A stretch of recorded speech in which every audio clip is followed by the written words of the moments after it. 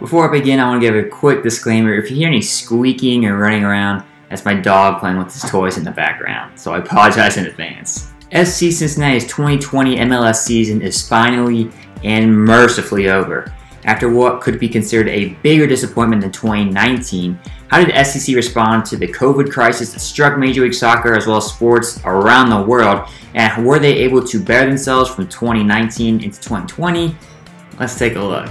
SCC finished the season with a record of 4-4-15. And after two close losses on the road to start the year, it looked like this team was clicking just in time for their home opener, their final home opener at Nippert Stadium.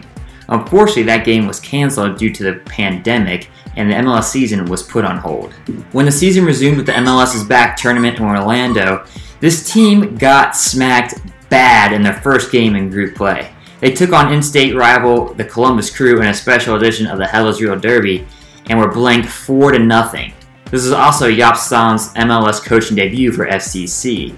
Needless to say, he was very mad after the game, and rumors were saying that he was throwing chairs and cussing out this team in the locker room. This was apparently done to send a message to the team, and initially it looked like that message had been received. They had upset wins over Atlanta United as well as the New York Red Bulls and qualified for the elimination round. Unfortunately, they lost a heartbreaker of a game to the Portland Timbers, 4-2 on penalty kicks. After that impressive showing in the MLS is Back tournament, hype was high for this team once again. And once the season resumed at the team's regular stadiums, this team looked to hopefully capitalize on that momentum gained in the MLS is Back tournament by getting a few more wins. Unfortunately, that did not happen as they only won 2 more games to finish 2020. Things got so bad that the Bailey, which is home to the supporter groups of the most diehard fans of soccer teams, they refused to put up banners for this team to send a message to the team and the front office that things need to change. And for those of you that don't follow soccer, the supporter groups are the most diehard fan bases of the team, and when they have given up hope on this team, you know that is a sign of some big trouble. So why did this team flop so badly after making waves in the offseason in 2020?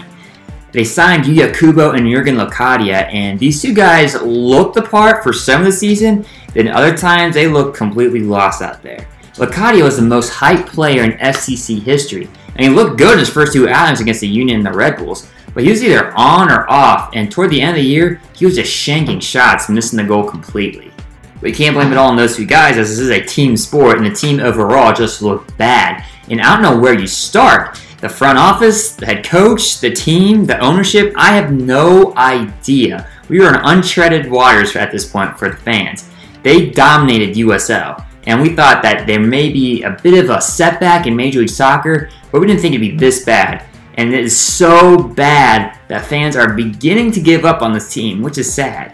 There are going to be a ton of changes made in this offseason, and as I film this, they already announced a bunch of players they're bringing back, and a lot more players who they are not bringing back. Some of these guys include Kendall Waston, who was the team's first ever MLS captain, Spencer Ritchie, who's been with the team since the USL days, Matthew Duplan, and most notably Jimmy McLaughlin, the last remaining FC Cincinnati OG from when the team was born in 2015.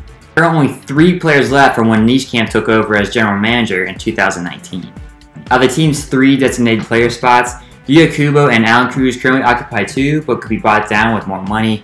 And Jurgen Locadia is on loan until June of next year, and could be bought. There is a purchase option for his contract at the end of June. In conclusion though, this team can only go up as they finished at the bottom of the Eastern Division the last 2 seasons.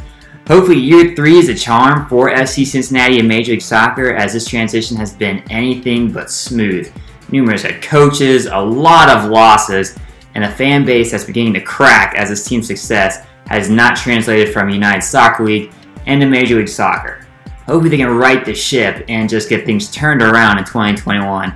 And if they can't get a winning record, a record where they just break even would be a godsend for FC Cincinnati. And that's all I got for you in this video. If you like it, feel free to give a thumbs up, leave a comment, subscribe to the channel. Check out my website, cincyfanzone.blogspot.com, and give me a follow on Twitter and on Instagram.